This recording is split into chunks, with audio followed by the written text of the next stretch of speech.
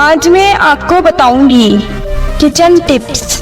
टमाटर का छिलका आसानी से उतारें। 2 घंटे फ्रीजर में टमाटर रखें, फिर निकालकर ताज़ा पानी में डालते ही निकालकर छिलका हाथों से उतार लें।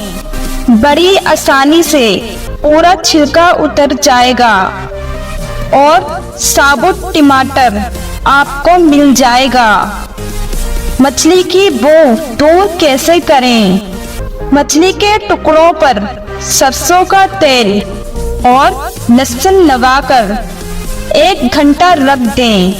बू बिल्कुल खत्म हो जाएगी। बिरयानी के चावलों को चिपकने से बचाएं।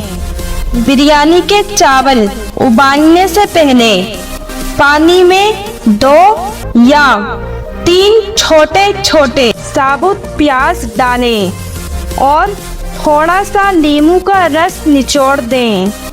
इसमें चावल कभी भी नहीं चिपकेगा, हमेशा अलग रहेगा। और तह बिछाते हुए इन प्याज़ों को निकाल दें। चीनी को चूटियों से कैसे बचाएं?